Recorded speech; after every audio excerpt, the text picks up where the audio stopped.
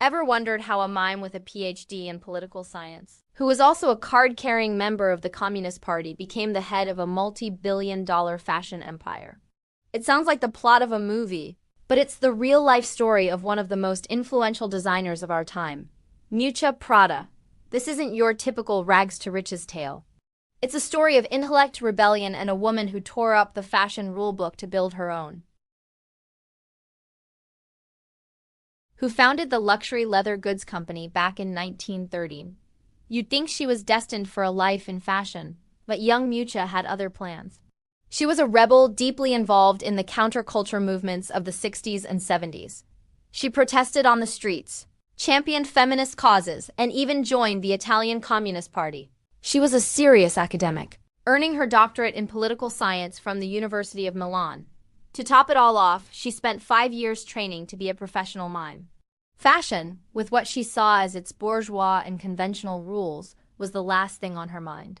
So how did this political activist and mime end up taking over the family business? Well, destiny or perhaps necessity came knocking.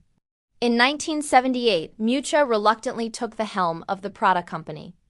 At the time, it was a respectable but somewhat sleepy brand, known for its well-made but traditional leather goods. It was far from the global powerhouse we know today. Miuccia herself admitted she was hesitant. She was stepping into a world she had actively campaigned against. But she brought her rebellious spirit with her. A pivotal moment came when she met a man named Patrizio Bertelli at a trade fair. He was a leather goods manufacturer himself, and he bluntly pointed out that her company was copying his designs. Instead of getting defensive, Miuccia was intrigued. She saw a spark, a shared passion for quality and innovation. This fiery meeting turned into a powerful partnership, both in business and in life. They married, and Bertelli became the business brain behind the brand, urging Miuccia to expand her creative vision. He was the strategist, she was the creative soul.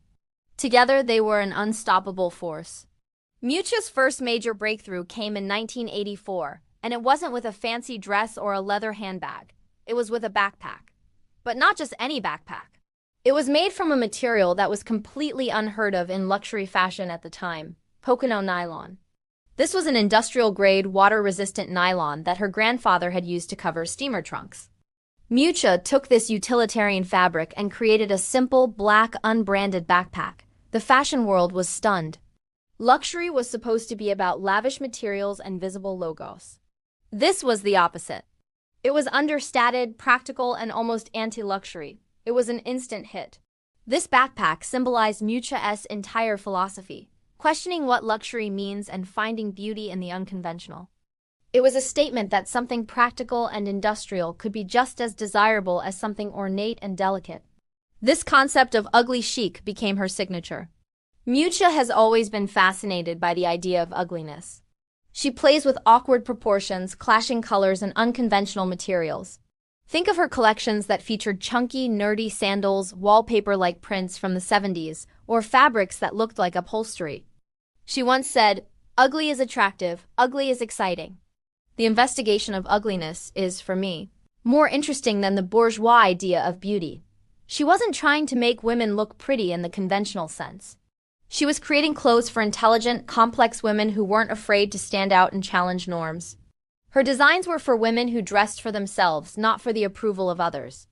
This intellectual approach to fashion resonated deeply with a new generation. With Bertelli managing the business side, Miuccia was free to innovate. In 1988, she launched Prada's first ever ready-to-wear collection for women. It was a reflection of her personal style. Minimalist, intelligent, and subtly subversive. The collections were critical successes, solidifying her reputation as a visionary. Then, in 1992, she launched a second line, Miu Miu Miu Miu. Named after her childhood nickname, Miu Miu was the more playful, rebellious younger sister to Prada's sophisticated older sibling. It allowed her to explore her more spontaneous and avant-garde ideas, targeting a younger audience with a more accessible price point. Miu Miu quickly developed its own cult following, proving Miuccia had her finger firmly on the pulse of what modern women wanted. The 90s were a period of explosive growth. Under Bertelli's aggressive business strategy, the Prada Group went on an acquisition spree, buying up other fashion houses like Jill Sander, Helmut Lang, and Church's Shoes. They expanded globally, opening iconic flagship stores known as epicenters in major cities like New York and Tokyo. These weren't just shops. They were architectural marvels designed by world-renowned architects like Rem Koolhaas, blurring the lines between commerce, art, and culture. The Prada brand became synonymous with cutting-edge cool. It was the uniform for architects, artists, and intellectuals. If you wore Prada, it signaled that you were in the know, that you appreciated design on a deeper level. Miuccia's influence extends far beyond the runway.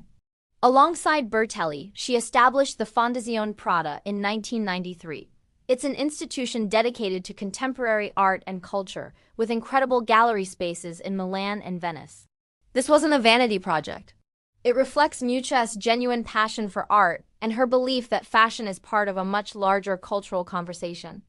The foundation has hosted exhibitions by some of the world's most important contemporary artists, further cementing the Prada brand's connection to the art world and intellectualism.